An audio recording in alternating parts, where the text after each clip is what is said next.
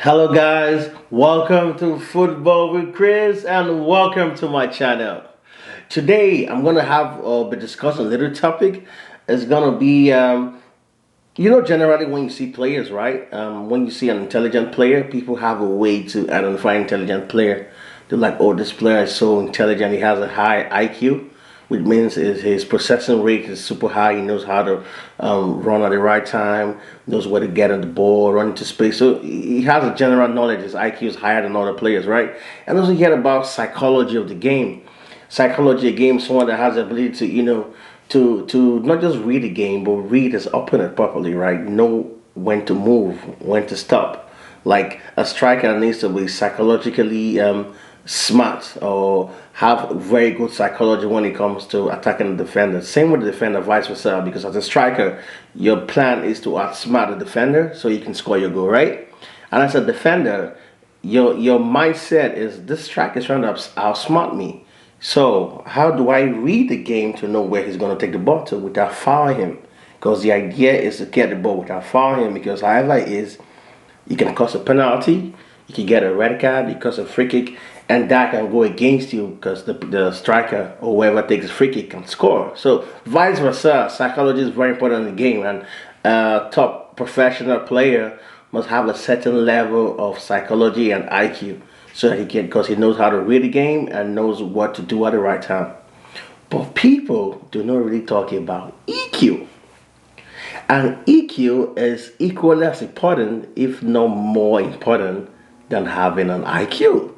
Because an EQ is how you control your emotions. Well, for those that don't know what an EQ means, an EQ means emotional intelligence. And to have emotional intelligence is the ability to control your emotions, not to act brashly, how to control your emotions or do something stupid so you don't get punished for it. At the same time, your team doesn't suffer for it because, it's both ways. Whatever decision you make can either break your team or make your team. Because at the end of the day, your team is much more bigger than you. That takes us to a little trip back to 2006 World Cup. 2006 World Cup was one of the best World Cups ever in the world due to the kind of players that played in that tournament and the standard of level of teams in that tournament. Brazil definitely, everybody thinks, oh, every World Cup, everybody kind of, supports Brazil. I think Brazil is going to win the World Cup. But Brazil failed to quite reach the finals of that World Cup. The final was between Italy versus France, one of the most dramatic World Cup finals ever due to the fact of what happened, what transpired in that World Cup.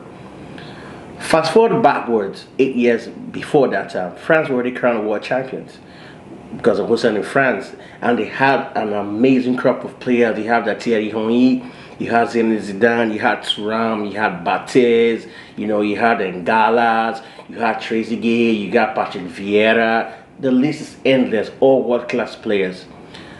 4 years after that, after they won the World Cup, forward to 2002 World Cup that was hosted by Japan, Korea, France lost in the group stages. Very unfortunate of my concern because I think they played well. It's just unfortunate, but it was an upset because the world champions were eliminated in the group stage. Fast forward 4 years later, 2006, this same group of players, amazing group of players, made to the finals again with their captain and inspiration man Zinedine Zidane, who is the talisman of the team. They're playing Italy in the final. Meanwhile, the Italian side is also another team full of world-class players. In my book, the defense of Italy in that World Cup is the best defense every World Cup has ever seen because it comprises of Materazzi, Fabian Cannavaro, and Iniesta. Then if you want to go to the attack, you have Filippo Inzaghi, you have Del Piero, you have Francisco Totti, full squad, world-class players, both teams. So everybody was looking forward to the final because it was going to be a showdown. It was an amazing game between Italy and France, right? So what happened? In the first 10 minutes, penalty. Zidane, boom, scored a goal. And yes, France was leading 1-0. In the first 20 minutes, I think about 19 minutes or so, Italy equalized from an unlikely source. Who was that? Materazzi with the header. Materazzi has scored equalized for Italy, right? Zidane has scored the first goal for France. These two names, or these two people, were going to determine who was going to win the World Cup of 2006. Towards the later part of the game, because the game went to extra time, at exactly 110 minutes, Zidane was shown a red card. Boom. What happened? How did he get a red card? Because it was totally off the ball incident. It wasn't what happened because maybe Zidane was going the total off the ball. What happened? A lot of people have different side of the story of this story, right? Not everybody can. Everybody has different paths. Some people said Materazzi was tackling Zidane all through the game, and Zidane was like, "Why you keep on tackling me, right? Don't worry. After the game, I'm gonna give you my jersey." Materazzi said, "I don't want your jersey. I want the jersey off your sister." Some people said, Materazzi said, "I want the jersey off your mom." Some people said, Materazzi said, "I want it off your wife." Whatever the true story is, nobody really know the true story right now. Whatever what the true story is was that Zidane got so pissed and angry, and he head-butted Materazzi. He head-butted Materazzi. So the issue now is, why did Zidane do that? Zidane is a world-class player. He's not just a world-class player, he knows what is at stake, right? This is a World Cup final. A final where you can't afford to make mistakes. It's do or die. It's win or lose. There is no tomorrow here. There is no qualification. There is no draw. It's either you win and take the ultimate trophy of the world, or you lose, put your head down, and go home. Zidane couldn't control his emotions. Zidane lacked EQ, emotional intelligence. And what did that cost France? Him and France? He cost them their second World Cup and his own second World Cup. Because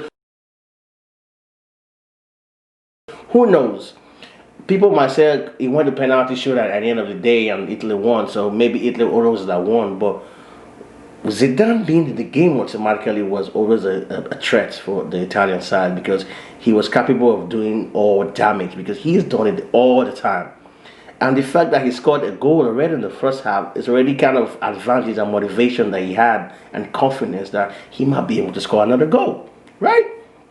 But all this went away by just a fraction of a second of a split decision that went really, really wrong, and it cost them everything. So that brings me back to emotional intelligence. From this little story, how important do you think emotional intelligence is? And why do you think it's not really taught in the beautiful game of soccer? Like, why don't I educate a lot of people in my emotional intelligence? And we focus more on psychology and IQ. What happens to the EQ? That's what I'm discussing today. Because EQ is equally as important as an IQ or somebody that has a very good psychology of the game. Because if you can't control yourself, you are bound to lose big time. And in the beautiful game of soccer, you know, it's not just about you. No matter how much you're good, you should always know it's about a team, and whatever decision you make doesn't just affect you as a person, right? It also affects the team, because one man down is an added advantage to the next team. Always know that. Thank you for watching Football with Chris. That was our topic of conversation today, and we'll be back more with so much more to talk about the beautiful game. Thank you for watching, and please, please, please, if you haven't subscribed yet, click the link there. Click it below, right? And please subscribe to my channel so you can get updates anytime I upload videos like this. But above all, I'm excited, I'm grateful. Thank you for watching, and keep on watching, keep on supporting me. And Football with Chris will be back with more content, more action, and we're gonna make it great. Thank you for watching, guys.